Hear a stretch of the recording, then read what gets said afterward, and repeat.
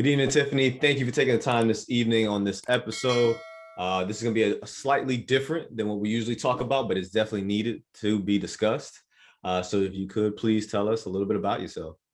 All right. Well, my name is Tiffany Lindley. I'm an LPCS, which basically means Licensed Professional Counselor Supervisor, and I'm a nationally certified counselor from Dallas, Texas. I own On Epiphany Lane LLC, Epiphany Lane Counseling, which are a consulting and a counseling practice in Dallas that serves individuals that are high achieving and may struggle with anxiety and depression. So you can have success and still struggle with mental health. And I kind of help those people kind of at that intersection. I also train counselors in the state of Texas. And so that's about a 2-year process, which I really enjoy. And then I do consulting with small businesses and corporations to incorporate mental health practices into their businesses, and also provide, a voice when they're having events in the future, because, we're just getting out of COVID. And I also own a boutique called Shop on Epiphany Lane, which encourages self-care and encourages people to really try something new when they are trying to improve themselves. Awesome. And so what got you into being a cognitive therapist? Well, I have known that I wanted to be in psychology since about high school. There's a high school here in Dallas, Texas called Skyline. It's one of the first career development magnet type high schools in the country. And we had a program that was all about social science. And I was kind of debating between, being a lawyer, being a psychologist, an anthropologist. Like I wasn't quite sure, but after really engaging with this that young, I knew okay, I love talking to people. I love helping people. I'm not the best liar. I really can't really hide my face very well. And so I just stayed on the path. It's really that simple for me. I went to university at University of Houston and did a psychology and communications because I loved media. I loved, communicating with people, whether it's in person, even, working in video and things like that. I was a videographer for our basketball team. So just trying to blend all of my interests. And once I got to graduate school, they teach us all the theories, and, cognitive just made sense to me. It's like thinking is one of the things that I do a lot. And it's one of the things that really does change how I feel. And the theory basically says your thoughts, influence your emotions influence your behavior. And so having awareness of your thoughts is the key to changing how you feel about situations and things, and then can change the behavior that comes from that. And so I started my actual therapy career outside of training and getting my license. That took about 4 years. And I started working in nonprofits, and everywhere I went, that's the evidence-based practice. So I was kind of set up to succeed in that this theory that everybody endorses kind of works just for my personal philosophy. So it's the standard education that every therapist gets, but just some people don't connect to it. However, I do. And it has helped a lot of people. I've worked with kids as young as 3, not necessarily doing traditional talk therapy, but play therapy, all the way up to adults and families. And there's a cognitive component to all types of therapy. You're thinking the things you tell yourself are like the one thing that happens across whatever you're going through, whether it's with your relationship, whether it's with your family or individual. So yeah, it was just a part of the path that really stuck to me. When it comes to your clients and you're trying to address their anxiety, or let's go back with thoughts, they're controlling their thoughts and emotions, do you find yourself having to have them address their younger years, their childhood?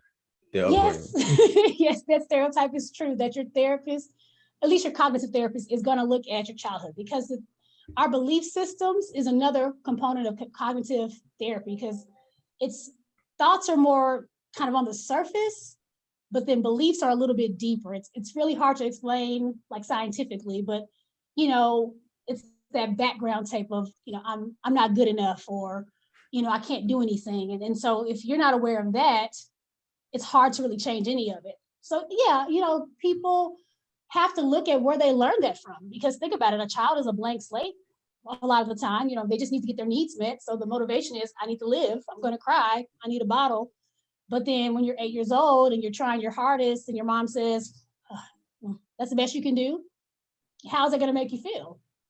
that's not, this was my best, and my mom doesn't think it's my best, I must not be good enough.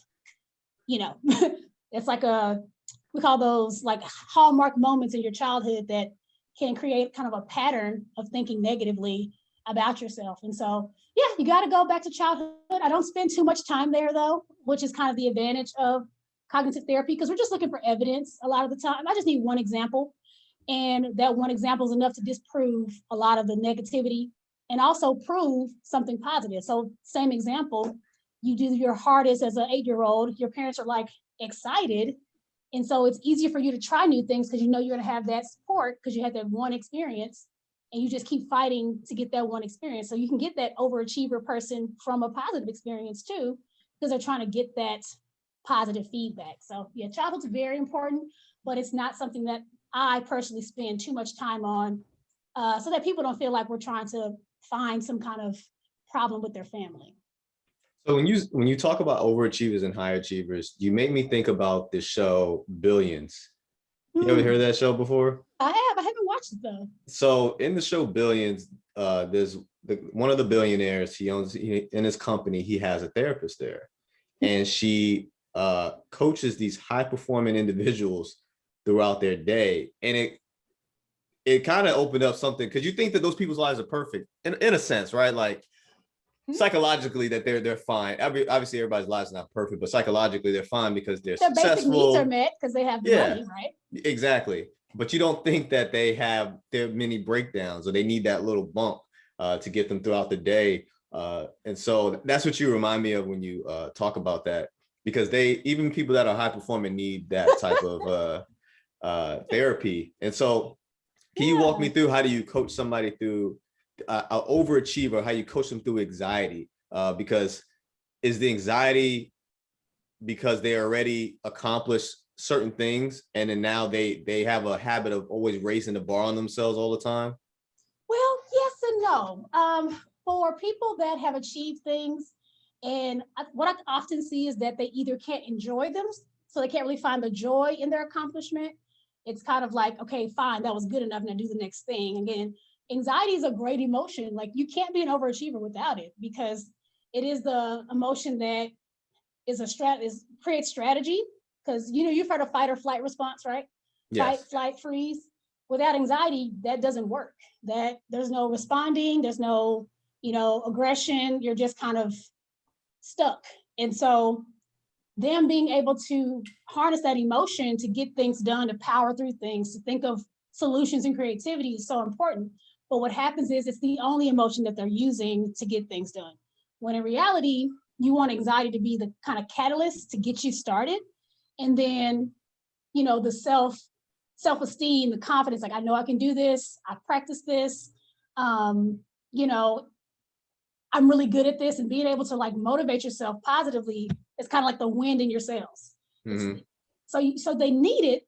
And so that's what makes it complicated, because it's gotten you this far. You've gotten 2 promotions in 3 years. You've, achieved these degrees, or you're a doctor or a lawyer, but how do you maintain that? And that's the thing with anxiety and high achievers too, is that if you're focused on the achievement, you're not focused on kind of the role, or kind of being in that space and finding like a peace about where you are. It's that balance between contentment and encouragement. Like, you want to be good where you are, but then you also want to have the motivation to do more, to do what's scary and what's never been done before. So yeah, it can be a good thing, but I think a lot of times what happens is that we're not taught to just enjoy it or celebrate it.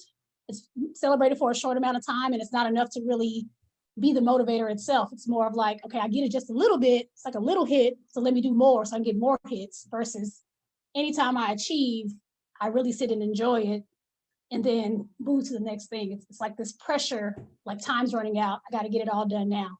And so that's another part of it is with fight or flight. The assumption is I'm in a crisis. This is life or death. Our brains can't tell the difference between life or death. Once that's activated, you go into hyperactive mode. And so it's really being able to train your brains like, hey, this is something important, but this is not going to kill me. I got to do this report and it's going to take me 8 hours. However, I'm going to be fine. But then you have those other people that, they're on a 10 the whole time and having panic attacks. And completely stressed out when it's something that they do all the time. And so it's really training their brains to know the difference between, you know, this is the end and this is the next thing in my journey. You remind me of a conversation I had with my father a few years ago when I was talking about getting my bachelor's degree. And he was like, I was taking classes online. So the university is actually in Phoenix, Arizona. And, he was like, hey, you should fly out there when you walk across the stage. I was like, why?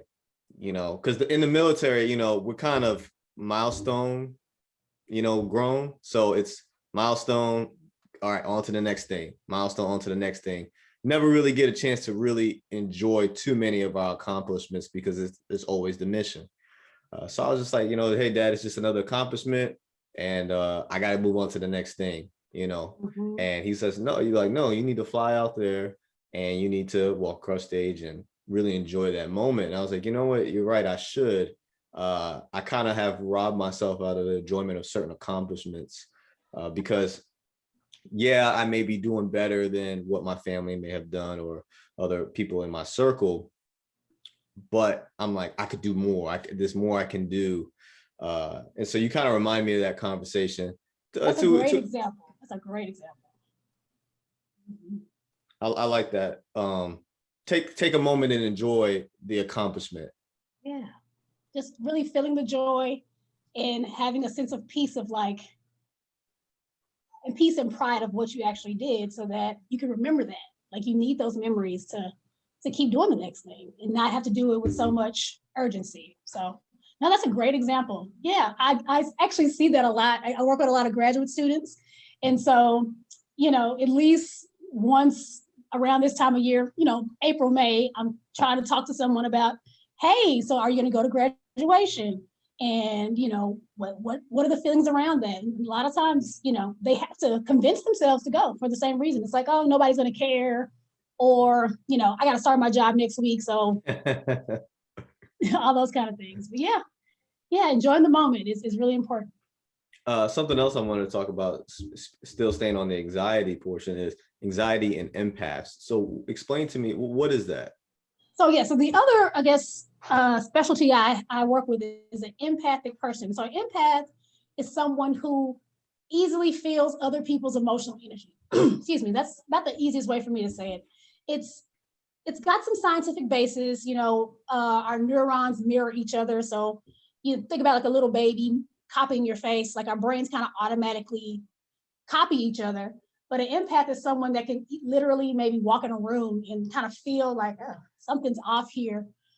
Even meeting certain people, it's just a sensitivity. It's not in a lot of people. I'd say maybe less than 20% of the population. And it's at different intensities. Some people are a little bit like, you're just good at reading people. You got a little bit of empathic. And then you have kind of the woo-woo people we think of when we think of something like that, clairvoyant people, those that read tarot cards, or, even people in traditional spiritual practices, them being able to kind of read people's energy. And so yes, what I have found, the empath thing found me after I started private practice work. I've always talked about it with like my youth, just basically sensitivity. I worked with a lot of kids on the autism spectrum or with ADHD. And so those are called neurodivergent people. And I'm a person with ADHD too. So our brains just work a little differently than the typical brain. It's not that I can't focus, it's just I can't focus consistently. Yes. Like, okay, if it's something that I'm passionate about, hyper focus, you're going to get the best work you can get out of me. But if it's something that I don't want to do, I'm totally disconnected. I'm finding something else to stimulate me. But how that relates to being an empath is that those people tend to be overwhelmed easily because they're sensitive to what's happening in their environment. It can be sounds, it can be light, smells, and then you add on top of it somebody's kind of intensity of emotion, because emotions, they work in waves. Mm-hmm. Just like brain waves, everything kind of moves in energy. And so those people tend to find professions where they help people, where they have to connect to people. And that can be someone in sales. I've worked with empaths that are in accounting. I've worked with empaths that are, teachers, of course, or lawyers. But the thing that I see that's common is that they often can't tell when they're taking on other people's stress. Like my anxiety and your anxiety are separate. However, if I'm an empath and I'm not aware, I'm absorbing your feeling of anxiety with mine. Because I might already be anxious, but I found like once they have kind of learned that emotional boundary of like, oh wait, when I feel like this, or when there's no thought that happened before I feel this way, I probably not my feeling. Because Yeah. people think you can't control how you feel. Well, no, you can't, but you can control how you think. And so the thing about thoughts is that they're automatic a lot of the time, because this brain thing is an amazing machine. But if you're aware of it, then it's a lot easier to at least, even if the bad thought comes through, you can kind of check it before the emotion hits and change it. But for empaths, they have to feel the feeling first and then do the thinking piece and then feel it again. And so it's a little bit more of a complicated process. And with them, a lot of times I work on behavior first, because it can go thoughts, feelings, behaviors, but then it can go behaviors, thoughts, feelings, or behaviors, feelings, thoughts. It's just you can't start with emotion. Emotion doesn't come out of nowhere. It's a reaction. It's energy and motion. Yeah. So that's why I always tell clients, think about emotions as energy and motion. Something needs to move within you or without you in order for this emotion to do its job, because emotions have a job.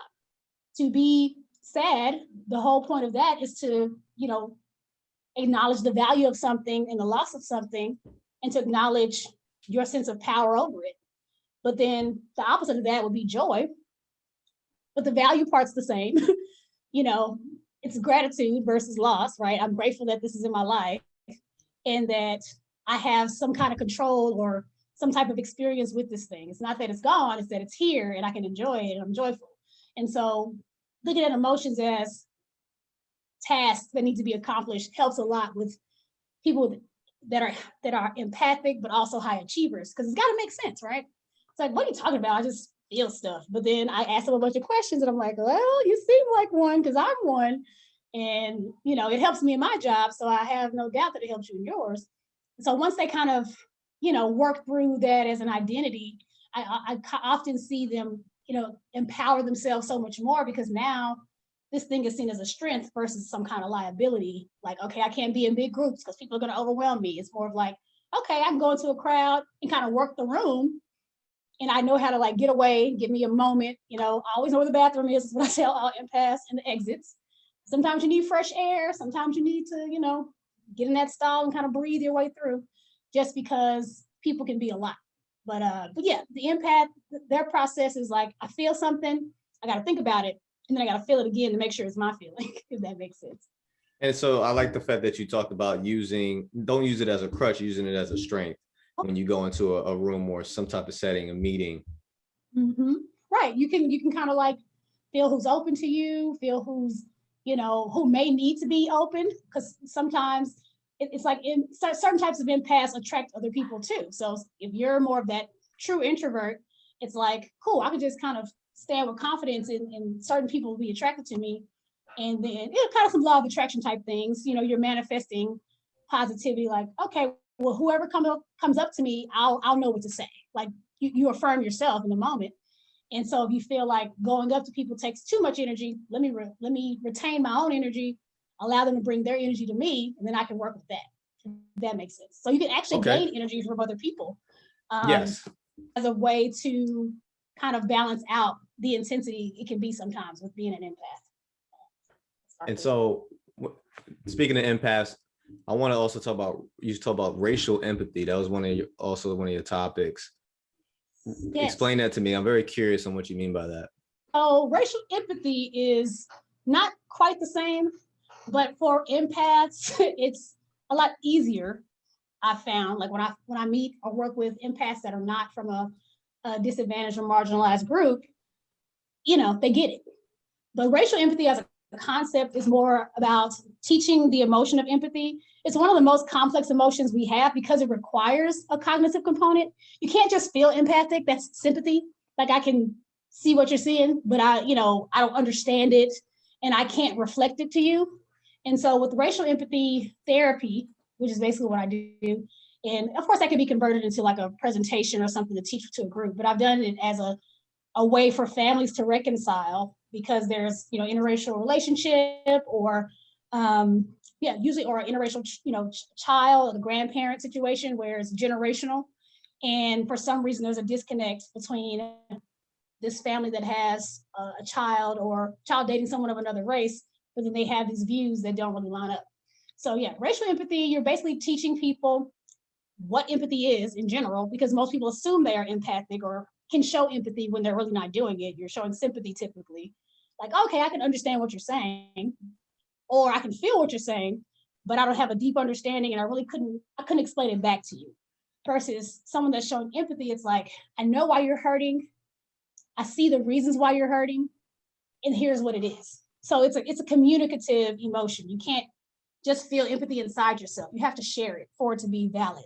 I mean, all feelings are valid, but for it to be truly moving through like it's supposed to, it's going to stay stuck in you.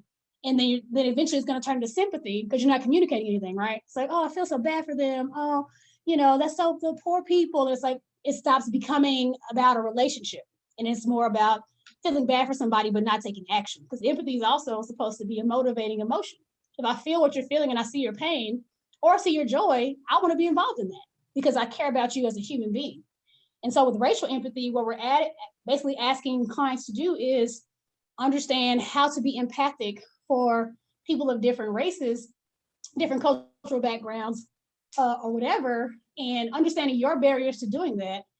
And a lot of times it's just a lack of knowledge. It's like you just don't know. But if you allow this emotional block or allow some belief system about certain types of people, i.e. stereotypes, to maintain, eventually you'll learn enough evidence that you can't believe that anymore.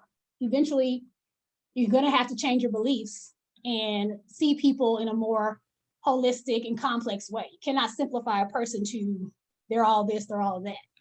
And so yeah, it's the process of understanding empathy as a emotional concept, but also bringing in the aspect of race, especially in America, and using it as a space to reconcile relationships. Because at the end of the day, if you treat strangers a certain way, your family is going to have a hard time trusting you how you treat them. And that's really been what I've seen in the families I've worked with. It's like, yeah, you say you do all these things, you donate, and you do the things, but then I see how you talk about these people or talk about the news or, it was his fault. And how can I trust I'm going to be safe in this family if this is what you believe, even though your actions may show something different? So kind of getting that alignment. And so you find people, they either deal in absolute or still keep their same misconceptions, despite them maybe dating somebody of the opposite race, but a different race. But they'll say, well, you're different. You're not like the others.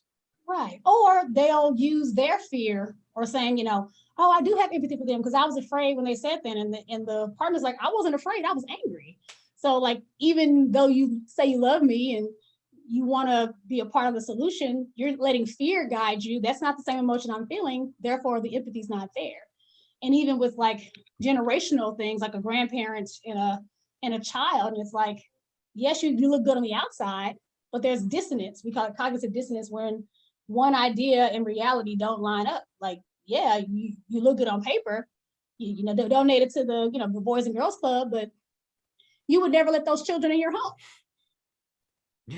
So do you truly understand their experience, and do you not have stereotypes or assumptions about who they are without even having a real relationship? I completely understand where you're coming from with that. And I guess you could say when they say the proof's in the pudding in situations like that. Yeah. So we're talking about relationships. When it comes to high achievers, right? High achievers in relationships, how do you coach them through that? Oh, I love working with high achievers in relationships because I'm a romantic at heart anyway. And then being an empath, I kind of get a little hit off of their, the love that's there. But a lot of times there is conflict. And what I see often is that people aren't communicating, and it could be from just mental exhaustion. For example, you have somebody that might be a little bit more of a introverted person, they're in their head all day. They do more of a technical job, so they're not talking all day. And then they're with somebody who talks all day, loves to talk, not necessarily extroverted, but just very verbal. And so they come to the same home. Nonverbal person is super quiet. Verbal person is trying to read them. And it's like, they won't talk to me. And then they come to me and they're like, they won't talk to me. And I'm asking them, well, I'm fine. I don't feel anything. I'm okay. And it's like, Are you sure? Like, you're human. Even numbness is a feeling. You have to feel something to know that you're numb. And so giving them kind of that encouragement and like getting them in the habit of communication. So one of the activities all my couples do is having that check-in time every day where they, highlights of the day, lowlights of the day, you know, things you're looking forward to. It doesn't have to be a long conversation, but you need to know certain things to feel secure in that connection and to kind of rebuild it over 24 hours. That can be craziest day of your life. But if you don't tell anybody about it, you won't process it. It's going to weigh on you. It's not going to be something you just forget about. I also use something called, I'm a scientist in my mind too. I do believe in evidence-based things. And so I use this assessment called Prepare Enrich. And it's basically a bunch of questions. And once the couples fill out those questionnaires, I get the areas of strength and the areas of growth. So we don't say the weaknesses, we say the growth areas, right? And then we kind of get their couple types. So you got your like vitalized couples, people that are super motivated, which I tend to get a lot of vitalized couples, a lot of premarital, a lot of cohabitating, early marriage, first 3-4 years. And then you have those that are very conflictual, and it could be like a value difference. That's another big thing. So them being aware of their values and kind of seeing how they align. Because with values, there's no bad values. Some people say, they have bad values. It's not a bad value, it's a bad representation of the value, right? Because money is a value, right? Money is something people can value. You can value it as a philanthropist and, or you can value it as a, drug cartel person. It's how the behavior. I get what you're saying. I get what you're saying. Now I guess if you value death, even something like death, mortician, or you can be an axe murderer, but at the end of the day, concept, the idea itself is technically neutral until we give it meaning. That's why we have emotions. Nothing would have meaning without feelings. We would just be robots doing and thinking. That's a computer. But feeling, that's what makes us whole humans. And so in those relationships, it's really reminding them that, this is the person that you can be your whole self with based on your commitment to them. And so knowing when to turn off your armor, because again, I work with a lot of couples, either interracial couples, couples of color, and just people that have to turn it on when they go to work. And it's like, how do you learn how to turn that off? How do you learn how to calm yourself so you can be present with your partner and like be human and be who they dated and be who they fell in love with, and not this, I've got to take care of you, I've got to be a robot, or I have to be perfect so that you don't leave me. Those kind of fears come up once you get into that commitment. So yeah, it's very interesting. It's complex work, and I enjoy it a lot because people are just so freaking interesting. So yeah. Do you find high achievers in relationships try to outdo each other? Sometimes they can compete, but what happens is, it's like, how can we put that competitiveness, because that's another value some people have, into a place where it's going to be a positive thing or something that connects you. Because if one person values competitiveness and the other one does it, you're not going to have fun at an arcade. Like, they're going to try to beat you at everything and you're going to feel bad, the person that's not competitive. But if this person values like encouragement, then hey, I'll be your number one cheerleader, but you can't play me because you play too much, you go too hard. And so just knowing when and where to compete versus like trying to one up each other, because it's a partnership. Because we talk more about, there's communication, of course, finances is a big discussion we have, because that's in that top 5 thing that ends relationships is financial issues, family, of course, family and culture, if children are involved, parenting. Because what's another big thing is like how people see themselves as parents is important. Because you think about it, you have all the success in your career and you manage teams and you're a manager or a director or something, and you come home and these little tiny people are like terrorizing your house. And so again, application of skills that you already have. I'm a strengths based as well. So like, you can do this, what's making it hard because they're tiny? Like, you don't have to beat them, just, create a system in their life to where they can make the best choice more easily versus having these power struggles with little people. And so yeah, competitiveness happens. It's just applying it in a place where it's going to make sense. And then also like power struggles happen in relationships. And once people realize it's about equality, like not that we're the same, but we both add value to this relationship, it gets a little easier, and it stops being about a win-win, win-lose situation. It becomes more of a win-win. I really don't like compromise, honestly, but I know Why it's a is that? necessary evil. Well, because again, I'm an optimistic, positive psychologist. I'm like, there's got to be a perfect solution. No, not perfect, but there's got to be a solution that both people get what they want in some aspect. Compromise without having to give up anything that's like huge. Because compromise, it has that kind of connotation of like, I'm losing a lot, not I'm losing a little bit. I always look at it as you're losing half. You're losing half. Glass half full. Yeah, I'm like 75%. Like I want at least a C if we're gonna do some conflict resolution, so that you can be motivated to stick to the plan too. Because like, if I had to compromise at one time, I don't want to keep doing that. That's not fun. So being creative with the conflict resolution too is a big part of it. I like that, conflict resolution. So if there cannot be conflict resolution, and a lot of situations where there cannot be conflict resolution, what are your thoughts on coaching through divorce, whether it's for the parents and then / children? Yeah, it does happen. I've had couples that did not, reconcile. And usually it's an emotional component. It's usually not based in factual things. And that's the thing about the assessment that I think is the hardest thing to do for us as couples counselors, is when someone's foot's out the door and they're not the one coming to therapy to try to fix it. It's hard. I can't grab them and pull them back. Like I'm a neutral party, and the person that's brought them to therapy has been pulling for the longest. And so I'm pulling that person and they're pulling them, but they're already out the door. So as far as like reconciling and having a amicable divorce, it is focusing on the facts. And okay, we have to be businesslike about this. And so then, okay, you got high achieving people divorcing. All right, y'all know how to negotiate. You know how to strategize. And so being consistent and being accountable. It's like, once you have the plan, now how can we get emotion involved to motivate you to keep doing it? Because everybody can say, oh yeah, I'll do that. I'll, go to court and tell the judge that, oh yeah, I'll pick them up every weekend and I'll do this and I'll do that.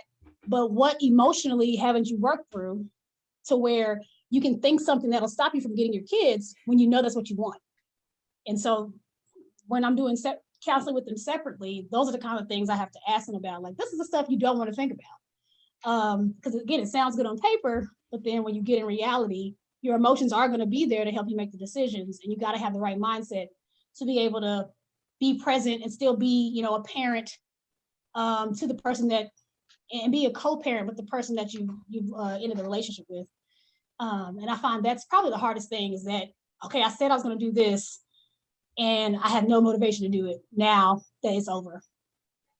How do you try to help the parents try to come to a excellent or perfect solution that can work out for both individuals? Because I know there's this joke I've been making, because I'm divorced, and so they always talk about, when it comes to divorce, nobody's ever asking for half their love back. They're asking for assets, money, obviously the children. Yeah. And so how are you able to coach them through that? They're like, hey, let's put our emotion, and that's hard to say, right? Let's put our emotions aside. Right. There's a time for them to be present. Yeah. It's like, there's a time where I need you to have some kind of feeling, because if you're suppressing your feelings, it's going to make them stronger, if that makes sense. I call emotions like house guests that don't know when to leave. If you don't let them out, if you don't tell them to leave, they won't leave. I like that analogy. And so, yeah. And so, like, if you have resentment and you're bitter face about what happened, and you haven't told anybody in entirety about what happened, even if it's like your best friend, your mom, because they're going to be on your side, right?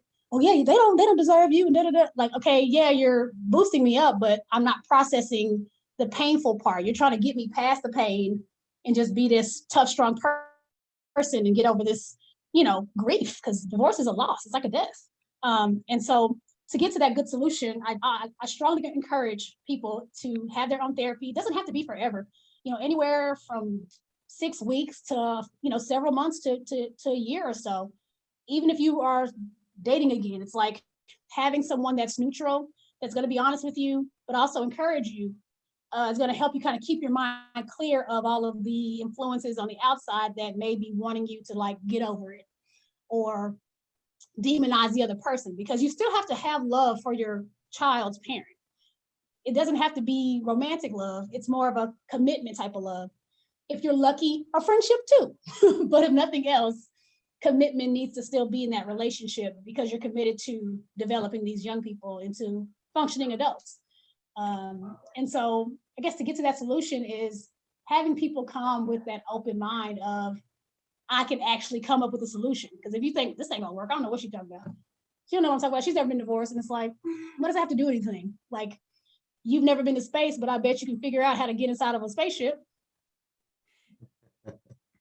Doesn't mean you're going anywhere. So I'm not in the marriage, so I don't have to know the intimate details. All I need to know is what's the plan, what are the obstacles, how can we work through those things so that we can get you to your destination? Because I'm not going there with you. And I think that's been an analogy that's, you know, the counselor being on the path, like that's just been so deep inside of me. That's why it's like the name of my business. I remember my first professor, counseling 101, like he was like, yeah, like we're not experts in this specific person. We're expert in how people work in general and even in specifics. And, you know, your job is not to fix anybody. It's just to walk along the path as long as they let you. And it's an honor to be able to do that. And so I take that into account too. Is like, it makes it easier to grieve when clients leave because it's like, well, that's all they could take of me. That's okay. I'm a lot. Or they've gotten what they needed. And okay, I can be proud that, you know what, they got something from this time, whether it's, I don't need this, or wow, I got all these tools in like 4 sessions and I feel like a ton better and I can kind of get through these next few months. Cause you know, eventually they come back sometimes, or if they don't, they give me updates and it's like, cool. I'm not the therapist that wants you to sleep on their couch for the rest of your life. Like I want you to go live. And so yeah, it's really having the right mindset of this can work. Because if you don't have that, you're starting way behind the starting line, right? And so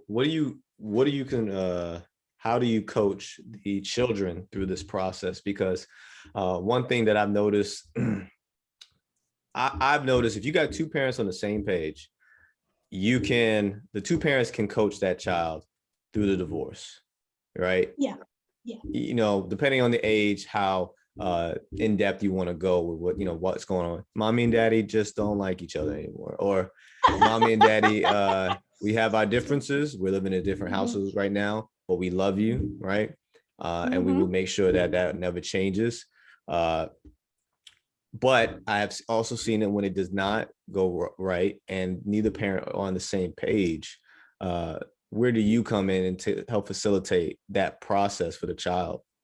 It is a complicated process. I started my career in domestic violence. So I was a counselor for survivors. I'm trying not to say victims, survivors, because they're here. Yes. People that didn't survive. And then I worked with kids. I did play therapy. And then I also worked with the perpetrators. So I've seen the extreme of like, we don't get along and this is not a safe place. The thing about kids is they just have to process the feelings, because if they don't process them, the feelings become facts somehow. They're like, okay, yeah, this is my fault. That's usually the first thing kids think, right? They're egocentric. That's just how their brains work. They think they control everything and they don't. And that's kind of, that's what makes being a teenager so hard, because you realize how much power you don't have. And that's why they're so rebellious, because they're trying to fight for, like, wait a minute, I got everything I wanted when I was a kid, even if you didn't. It's like, I had all this opportunity and possibility. But working with kids that have survived divorce, it's really all about them understanding what's happening to them emotionally. And then also seeing their parents as humans without taking away kind of their hero conflicts. Like, what do you love about your mom? What do you love about your dad? What do they do right versus focusing on what they do wrong? Because they probably hear a lot of that negativity anyway from their parents. And just also them being able to learn how to feed themselves, give themselves self-care, because it's really a touch and go. It just depends on the specifics. But in general, it's them understanding their emotions, understanding how to feel safe emotionally, which is, it's a trauma. It's, divorce is, we call it an adverse childhood experience. And so they may get complexes of, avoiding commitment and repeating the behaviors they might have seen in their parents, or even just heard about. Like maybe they were shielded from it, but then they hear something about it and it's like, oh, okay. Nobody willfully chooses to do the bad behavior. That's the crazy part. It's like, I didn't choose to be a womanizer. I didn't choose to like never be in a relationship, and somehow I'm doing it. And until you examine it, it's like, oh yeah, my parents got divorced when I was 2. Like, I don't know what commitment looks like. And you have to like have that aha moment, that epiphany, for lack of a better word, so that you can work with that. Okay, so what's true about that? What's not true about that? What do you really want? And you can ask that to a teenager. You can ask that to a 10-year-old. I've seen it so many times. I've seen kids have to adapt to step parents and like, okay, how can we get you to, you might have to be the bigger person. I've had to tell kids that, like, hey, I can't work with your stepmom. I don't, she doesn't even come and drop you off. So I've never even talked to this person. But what can you do to manage yourself and feel safe in your body and safe in your mind, to where if you have an idea of what the consequence is going to be, then you kind of have an idea of what you can do. Like, all right, if they're going to punish me either way, I'm not going to do the bad thing. I'm going to do the good thing, so that I got the evidence over time of like, look, I'm doing what I'm supposed to do. And now I can go to my parent and say, hey, parent, I'm advocating for myself. Look, I know you love this person. However, here's the evidence. If that makes sense. So getting them to have that resilience to like, you're going to endure some pain. And we got to figure out how you can take care of yourself, even though your parents' jobs are to take care of yourself, but it's also their job to teach you how to take care of yourself. So as a therapist, I'm just an extra hand in that process while these adults are dealing with very complex issues in their daily lives and just trying to survive a lot of the time. And I want that kid to have the tools to thrive. So go beyond just getting through it, but also coming out with more than they had when they started. You talked about, stepmother earlier. And so I wanted to touch a little bit on blended families and how it's an adjustment process. Personally, I'm actually in a blended family myself. And so I want to know, what are your tips on integrating each other, into the business? Yeah, it's a family business. I like that you said I'm going to use that when you finish your question. Well, I'll start with that. Yeah, how do you coach the family or the individuals into integrating each other and adjusting to a blended family? It sounds kind of dry, but a family meeting can change a lot, because what a family meeting does, especially if you have an adolescent or an older child, it gives them kind of the realization of, oh, there's a time and a place for me to say what I need to say. I don't have to like hold everything in. And then over time, as a unit, you're teaching this person how to communicate in the most effective way.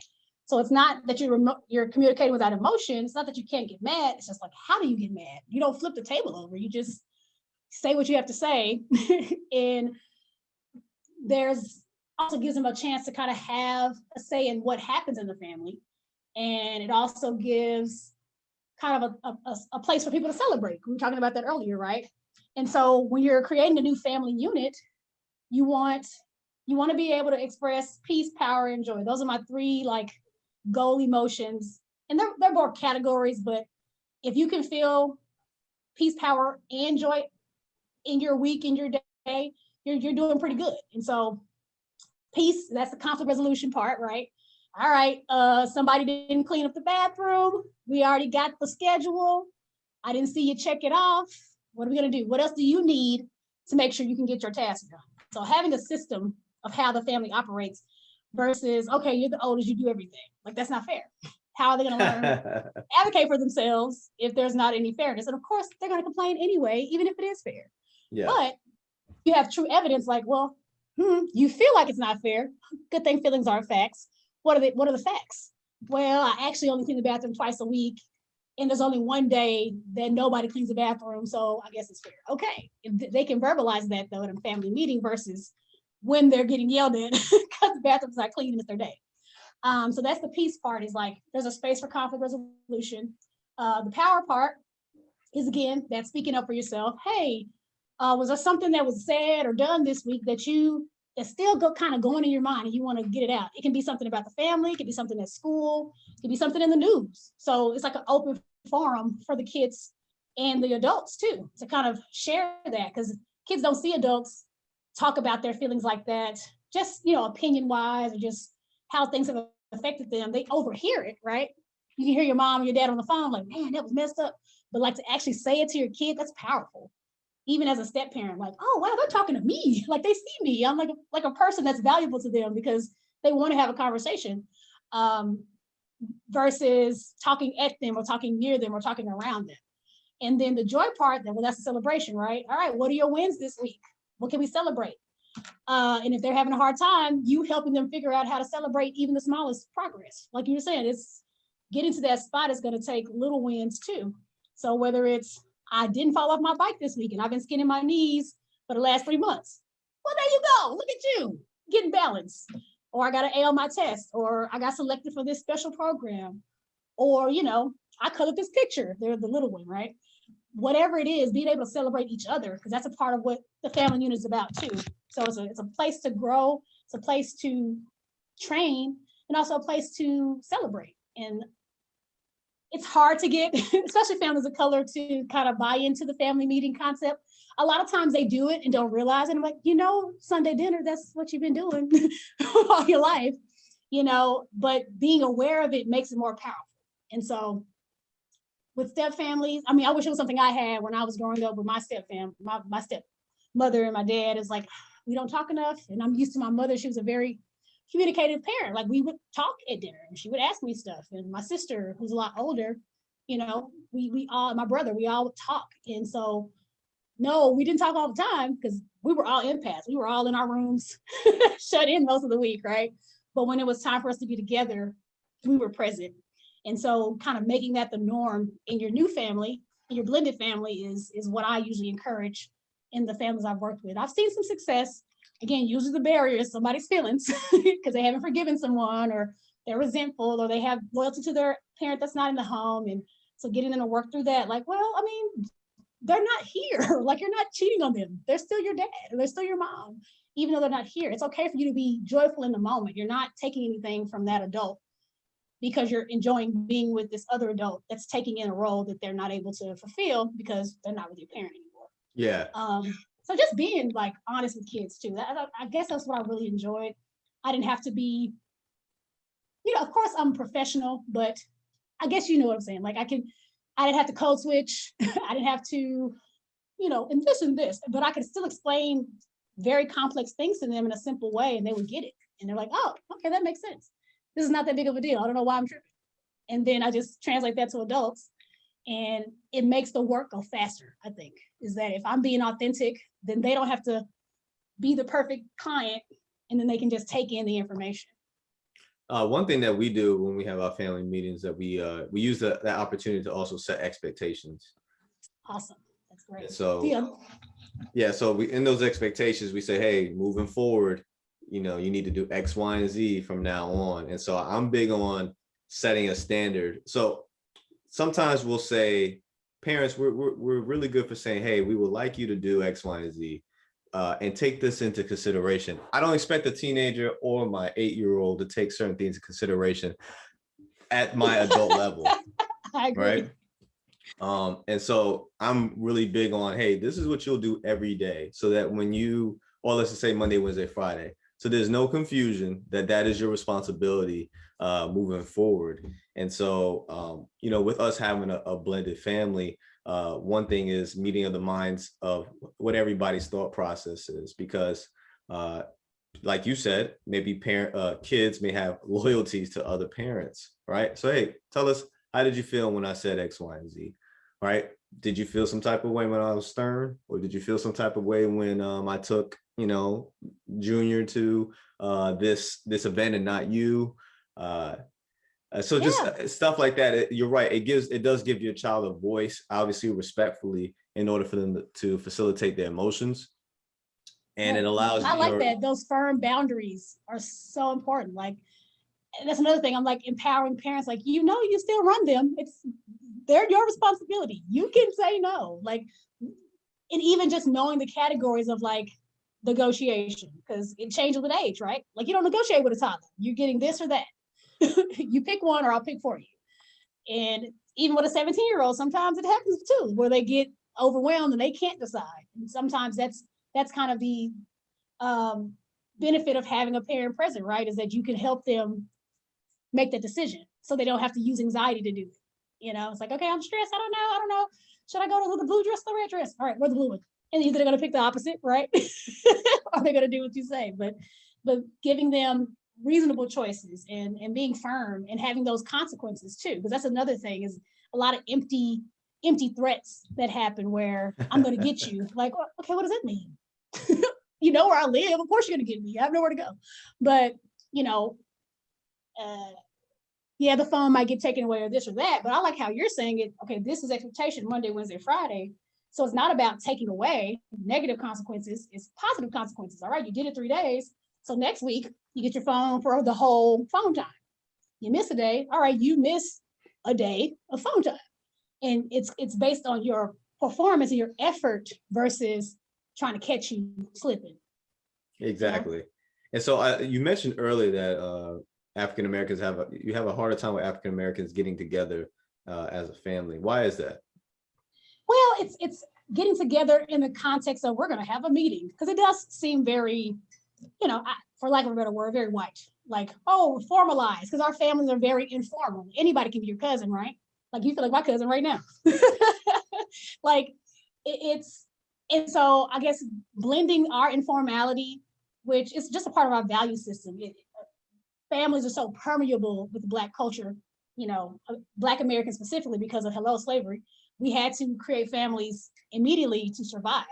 And so having that structure is not a form of control too, because it feels like, okay, well, dang, like this therapist, what she thinks she is, telling me how to run my house. I was like, I'm not telling you, I'm giving you a suggestion. You don't have to do it. And so a lot of times when you're not used to having control or having to say, you won't do it. Saying no is like a powerful thing. And so I think that's where it happens. It becomes like that's a power struggle. That's an easy way to say it. But if I can get them to understand conceptually, like you already do it. So like, yeah, this is great. Like, it's 30 minutes, maybe an hour. Yeah. If you're already eating, you're already talking about it. But it just having a direction versus being this aimless thing or this very quiet time together where you're not really interacting. Because, you know, most people don't eat at tables anymore. They eat in their room. They eat in front of the couch. And so just getting them to realize what they're missing too by not having these conversations, that's been successful. But yeah, and then also having the kind of old school traditional or child rearing where they just need to fear me and that's it. And it's like, how well did that work for you? Do you have a friendship with your parents now? Is it a real friendship though? Because once you're an adult, you can have a friendship with your parents. You're not friends, right? You have a friendship. Like, we have common things we can talk about. And that takes years to figure out. Like, if you just meet your parent as a person at 25, it's gonna be really hard to form a friendship, because I've feared you all my life. So who are you? Who is this human that can't hurt me anymore? That's a lot of work. That's a whole nother type of therapy right there. That's trauma therapy right there. But yeah, I think those are the barriers, really. It's a power struggle. It's kind of adhering to some traditional things. Some of it is racialized trauma too, you know, hierarchies. I don't want to do anything white because that's going to take away from my identity as a Black person. And it's, yeah, white people may have made it up or put it in books, but who says they made it up? I mean, there's tons of cultures that have, you know, meetings. Meetings are not something that's the one race. The beauty of a family meeting is you make it like your family. Y'all can have, I mean, obviously I suggested code words and, you know, having little flags and, you know, you got to dance, everybody got a dance break, like whatever feels like your family is what's going to make it make sense to you. But if you're trying to live up to some expectation you think I have, of course it's not going to work. So what I don't like is that structure should not be synonymous with, you know, Caucasians. And I'm not going to say chaos, but unorganized behavior should not be synonymous with people of color. It is not acting white when you have structure and organization. And I think I joke with my father. Him and I, you know, we use particular vocabulary around other people. And I said, one of them tried to joke him because he used the word satiated after he finished eating. And I said, you know, it's only Black people that will joke you about having a vocabulary, or like, look at this dude eating a salad, you know, like, look, he try to be healthy and stuff like that. And it's like, why do we do that to each other? Humor is a powerful grounding thing. It really does put us in reality, but you got to process the humor for it to not be so painful. Like, we love to tell jokes, right? Being funny. Oh, yeah. But the power of a joke is that we both get it. So like you can make fun of your dad because he knows, you know, he's intelligent and he knows that you're intelligent. And so it's like, all right, satiated, man, leave me alone. Like funny, it's funny. But if it's like being smart, I've been called a nerd all of my life, or anytime I tried to introduce intellectualism into our family, you rejected me. Well, then that's going your dad's gonna be like, all right, man, I'm sorry, I'm full. Like he'll change his behavior just to not feel that feeling. And so, yeah, we do that because it is effective. It works to kind of bring the tension down. But the thing about a good joke is the audience has to laugh. And so if the people aren't laughing, you're not funny. And that's because that's what bullies love to say, right? Oh, she's joking. You were bad at it. Like you suck. That wasn't funny. I'm not laughing. Everybody that's afraid to say something aren't laughing. So clearly, get off the stage, right? Yeah, word. Yeah, exactly. And I guess that, you know, that kind of covers the Black mental health. I don't know if you ever heard of the post-traumatic slave syndrome. Yeah. Oh, yeah. Oh, yeah. And so, go ahead. Oh, it's just so, I love seeing the research in just Black identity. It really didn't come along to the 80s, but it's like, dang it, why is this taking so long? Like nobody cared about how our brains worked or how we became who we are. Because again, being seen as human, just on a basic level, like that was the first goal, right? And so 120 years later, oh, let's study this as, you know, let's actually put Black people in studies. Like they weren't studying us, not in, you know, psychology, like none of that stuff is normed on Black people. So, but the residual, we call it collective trauma of slavery. That's something that I talk about with all of my clients, whether they are Black or not, because that's representing, I'm gonna be a Black person every time I'm in front of a client. So you need to be aware because it's important for me that my humanity is always validated. I don't know if that's a bad thing. It hasn't hurt me yet, so I'm not gonna stop doing it because that's me being authentic in my work. But yeah, what were you gonna say? Yeah. Well, I was saying I think the biggest thing when it comes to these, you know, cultural jokes that we had, right? They're like spics of things that have been passed down throughout the years, right? Mm-hmm. Whether you want to say they're insecurities, whether you want to say that they're superstitions, right? Beliefs. And I'm really big on empowering our kids. And so you also talked about fear, right? Mm-hmm. So you got the parent that's got to deal with all the mess that they were dealing with out in the street, right? All the stuff they had to deal with. They come home, they want order. It's, you know, yay or nay, it's fear. And then I'm also, whether I'm openly complaining about it or I am teaching them subconsciously, I'm teaching them to don't be like X, Y, and Z because that's how the white people are, right? Or this is how you got to work twice. How many households, Black households, have you heard where it's been told you have to work twice as hard, right? That is known in every Black household. You got to work twice as hard. That is a cultural norm. We all think literally you're in Texas. I grew up in New York / Virginia, so on the East Coast. So you're 1,500 miles away from me, and you've heard that in your household. Mm-hmm. And so what happened, or what has happened over these, let's say 120 years that we've been free? I don't know if I'm accurate on that. Maybe 140. Yeah. Give or take a Jim Crow, right? yeah, give or take those times. What has happened over those last 140 years as to why that is instilled in the Black community across pretty much all 50 states? I don't know if there's Black people live in Idaho. And so think about it, like it started from the inception of this country, the 3/5 compromise. We were literally not a whole human, but we were counted to benefit someone else. Like you're a name on a ledger. Like you're a price. So to have your value quantified in numerical terms for the majority of your existence in a place, that's hard to undo. Even though we don't think about it a lot of the time. So yeah, being twice as good. So think about it. Even if we just did the math, 3 times 2 is 6. It's more than 5. So in order for me to be better than you, I have to be twice as good as you are. Like your mediocrity is seen as, you know, fine, but my mediocrity is seen as way, way less. And, you know, that's just a That's a theory that I'm like, okay, it doesn't really have any legs, but if you just want to give it a simplistic kind of terms. No, I think that's actually a great theory. That's the best one I've heard so far. So it's like, right, you have to be twice as good. But I guess it's protective. That's, again, that informal family, like I was talking about earlier. If nothing else, African culture, we think about like big society culture, human life is valued. Like that's the number one value.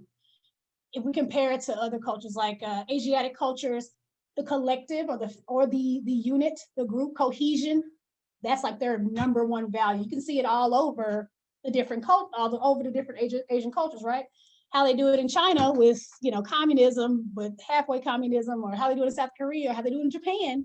It's still, we just dig through all the layers. It's all about the collective. So when we think about African culture, like family is super important. They have huge families, or, yes, your village is your family. It becomes extended very quickly. And even, I think about how colonization really distorted that value.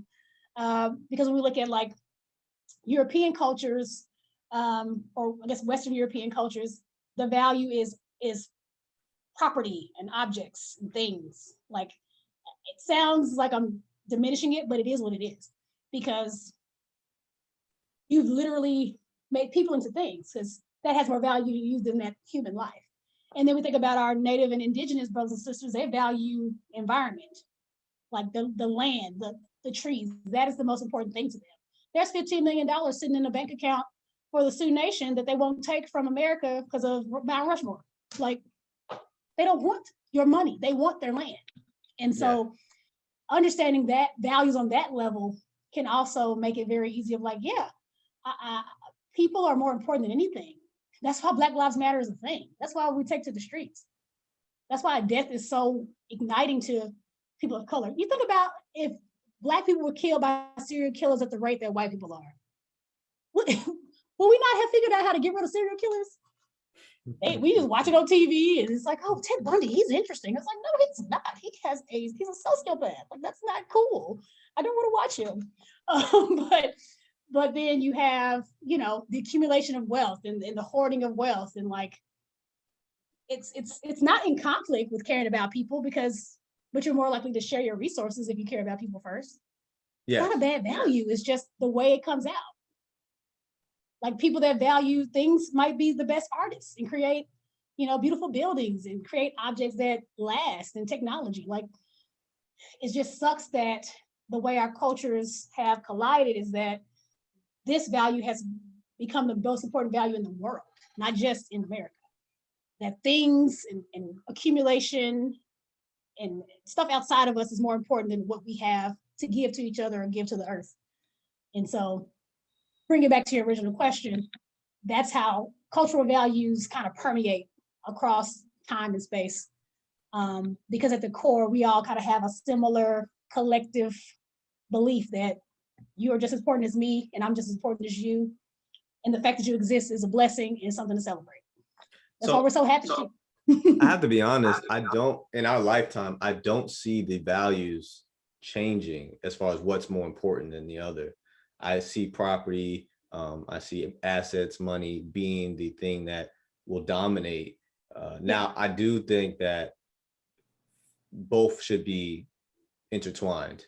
I think if both are intertwined, and you see it, I think as the years have gone by, more vegans exist, more let's go green, recycling. So it is merging very slow.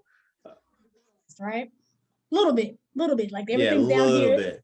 Yeah, a little bit. They just now started, trying to clean up the ocean in a different way as far as the plastic, the different ways they're trying to attack that. So there are things that are trying to intertwine, but it is so far behind.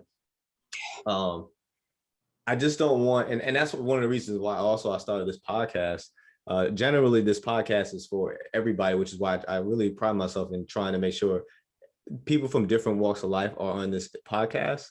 But the one thing that I really care about is the fact that I want, and this is why, obviously it needs to be on YouTube. I don't know if I sound like a Black man on audio only, but I want the the audience that look like me to be able to relate to me, and that it is possible.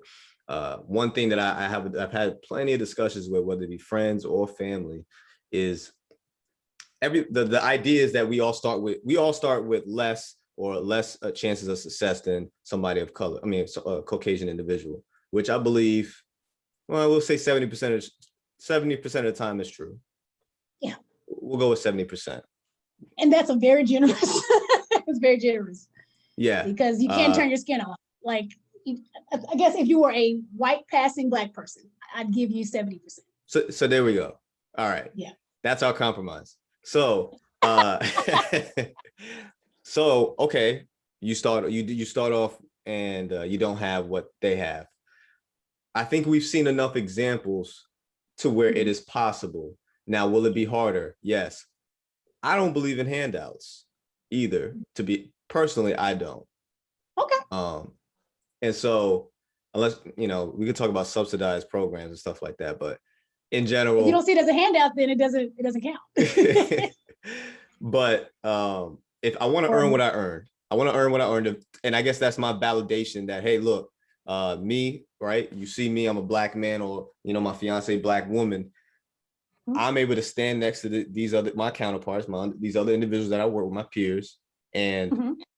I'm able to stand tall next to them. Black, white, purple, doesn't matter. And that I don't want people to already count themselves out because they are Black. I don't want them to count themselves out because they came from the hood. Mm-hmm. And automatically, well, that job or that opportunity, who gets those opportunities. You know how that go. I don't entertain those conversations. I don't like to keep myself or my son in those type of thought process, or my daughter as well, because we already handicap ourselves, and we already have enough handicaps as it is, extensively. Therapy, we call that fortune telling, and it's an irrational thing we do. We make predictions not based on possibility or like, okay, these things could happen. It's one thing and it's going to be negative. You're like, nope, I'm not entertaining that. So that's good. That's actually very healthy to do, because it doesn't get you any positive outcomes. If you're right, you're not going to feel nothing because you already defeated yourself. And if you're wrong, you feel worse. Yeah, you didn't want to be right. So it's that subconscious mindset conditioning that we had no control over it because our parents probably maybe have instilled it, or our environment, right? So we grow up feeling like that. This is what I stand by. Hey, look, we got social media. There's so much content that we are exposed to more than people growing up 20, 30 years ago, that you see it now. Like in the 80s, even the 90s, I say even the early 2000s to a certain extent, because not everybody had internet, right? Cable. Yeah. So you, somebody can say something to you in your neighborhood and you believe it to be true, because unless you go to a library, you have no other way of referencing that to say that's real or not. So that's the world that you start believing. And then you grow up, and then now you're telling your kids the same thing. But now obviously there's so many things that in your smartphone that you can detest whatever that is. But then again, you got media that's kind of controlled as well. So, but that's a whole nother rabbit hole. He's saying it's like we have access to more power, at least the power of knowledge, than ever before. And it's really up to us to engage with that and just being able to see through the crap. Like, you gotta be able to see through stuff. And I had this conversation with my partner a lot. He's like, man, these kids, it's like they invest so much in these influencers and like the person, but they're not listening to the ideas. They're like, well, I value this person because they're cool, they look good, this, that, they're entertaining, but do you hear what they're saying? Do you see what they're doing? Like, you can like this person and still critique this person and still have a critical thought about this person versus just, I'm all or nothing. Like, I love them or I hate them. It doesn't have to be so polarizing, but also going to find the information, go to the source, keep looking for it till you find the root of it. Where do they get that idea from? Why are you just believing the first thing you hear? It's not the same thing as being on the street and having to go, to a library, but you can't even get in the library because it's segregated or something. Who knows? Like, this is not 50 years ago. So there's no excuse to not, there's very few excuses. So I'll never say never, but there's very few excuses to not engage in the information especially if you're curious about Yes. My father, his analogy is that when it comes, he's a real religious man. So his analogy is that, if you've been exposed to God, right, then you can never say that you never saw it. And you just made the decision whether you wanted to go with Christ or not. And so that's kind of how I look at it with the information, right? We see, remember Pimp My Ride, not even Pimp My Ride, when they on MTV, when they show their cribs, they show their houses, right? So even as far back as that, when you used to see, these young people that look like us with these nice houses. Now, one thing is that obviously is a 1% chance, or probably even less, that you end up being that rapper or that NFL NBA player. But it exists for somebody of color to be in that environment and to be around those type of network, around those type of people. So you think, okay, well, how can I get like that? Well, I'm not a rapper. All right, cool. Maybe I'm an artist. Maybe I am an author, and start looking into, but that also takes where it's a community or a parent is instilling in that kid to help that talent blossom. So there's so many layers to it, but that's really to sum it all. That's one of the reasons why I started this podcast. Yeah, exposure is so important. Exposure and awareness. I think that's what I can bring to kind of what you already do, because that title is what attracted me to reach out to you. Okay, yes, wealth of the mind. Like your mental health is your mental wealth. I know you've heard that one before, but being exposed to things and then being aware and then exploring that. Okay, I think about when you say cribs, the first thing I thought was masterpiece, gold ceiling. He's already sold that house, but I'm like, okay, look at his house. Do I actually want a gold ceiling? Because I can't say I want what he has, because that's what a lot of the kids do. Is they have these, like I said, unrealistic expectations. I'm not a rapper. He's a businessman, so I can be a business person. So I'll pick that part. And then I like that couch, but I do not like. I kind of want to elevate it. So you gotta pick and choose what works for you. So you still have to be able to reflect it within yourself. But just being exposed to it is the first step. Like if I've never seen it, I'm starting again way behind the starting line versus somebody who's had it in front of their face and take it for granted every day. Awesome. And I really appreciate this conversation too. This, like I said, this was going to be a different discussion, but it needed to be talked about outside of the just the racial traumas and categories, as far as dealing with families, divorce, relationships, high achievers or overachievers. Because in my podcast, I have a lot of people that I interview that are, I'm not gonna call them overachievers, but they excel exceptionally against the average individual. Because I don't know them enough to say that they're an overachiever. But it's usually self-described. So yeah, you're right. It's like, I'm not gonna call you that, but yeah. Like, kind of familiar. And so if I'm facilitating, this podcast, this information, and telling people, hey, shoot for the stars, do the best, be the best version of yourself. Okay, so when you get there, or when you're in the midst of it, how do you process it? How are you dealing with that? And then also, how's your family processing that? What do we have, a 50% divorce rate in America? Gone down. I just read some research. It's 40% now. So it's gone down. Okay. Yeah. And that's because we're taking our time getting married now, right? And people are waiting a little bit longer. So I was surprised. I was like, oh, okay, hope. So it's more than half of people end up staying together for the duration of their lives. And that's focus on that 60% versus that 40, right? No, yeah.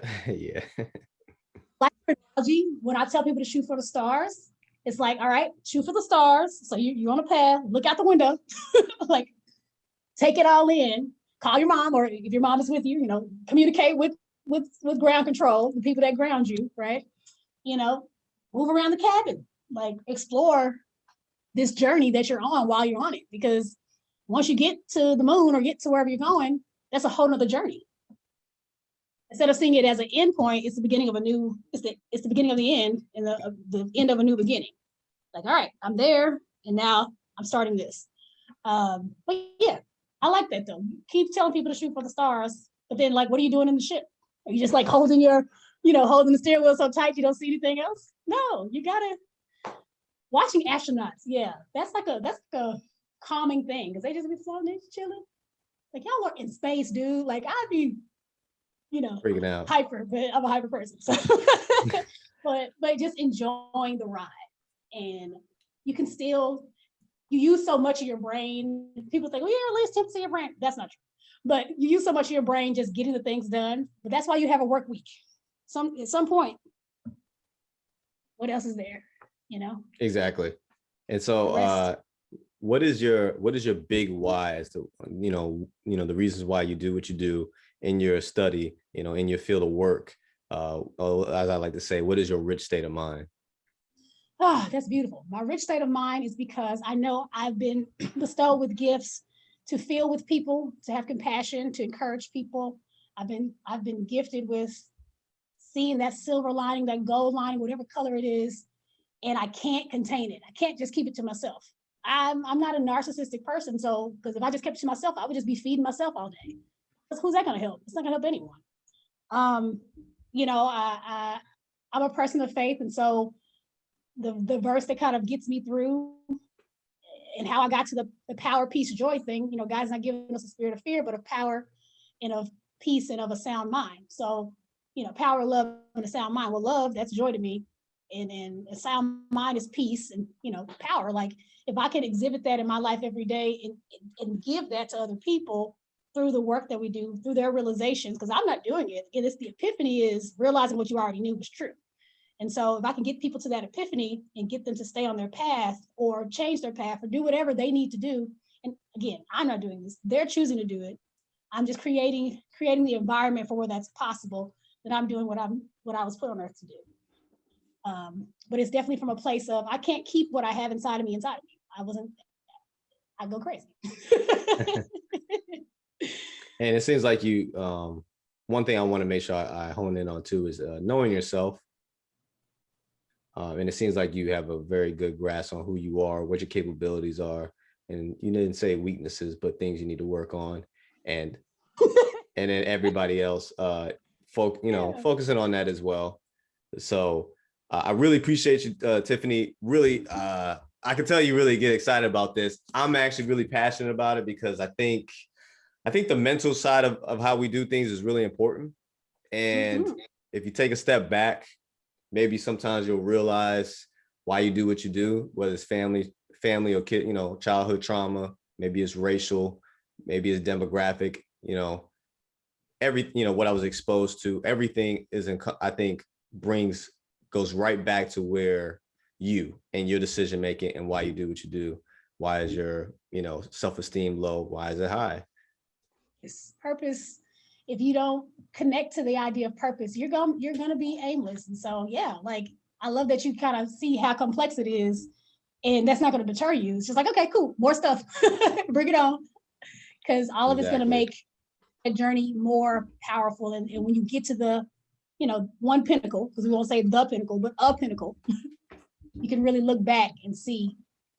It's the journey that I'm always about. Like I write off on my emails, peace on the journey, like, because I know all the other stuff you're gonna have. You're gonna have the stress, you're gonna have the, hard times, but I'm gonna wish you peace because it's hard. It's hard enough. No, I understand. Where can people find you? Well, I have a website. It's called www.epiphanylanecounseling.com. I have Instagram on .epiphanylane.llc. So that's my brand consulting, presentation stuff, counseling, pretty much the whole business. And then I also have the store shop on Epiphany Lane.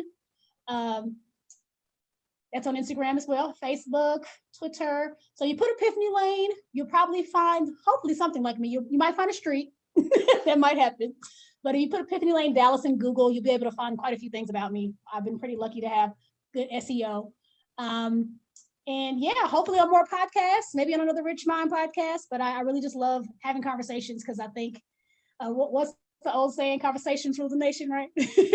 Oh yeah, I like that. And yeah, there are definitely, so yeah, I definitely do want to do another one with you because there's also some other topics that I would like to discuss and have a back and forth conversation about because, and maybe I might make it like a special or something because I think there are certain topics that people maybe kind of shy away from. and they need to be discussed because they're our reality. And without obviously trying to bastardize any demographic or any entity, anything like that, you still want to address the things that affect us on a day-to-day basis, positively or negatively. And I want people to just listen to it. Just listen to it, internalize it, right? Because you hear somebody else talking about, not you out loud, you just internalizing it, and then try to figure out how you can address that. Yeah. No, I think that's awesome. And again, I just want to commend you for, again, your service, being open about your life for us to discuss kind of my work, but also just wanting people to be better, because you'd be surprised how it's not that people don't want it, it's that they don't have the space for it. You have to have space within you to be able to give. And if you're so burdened, it's hard.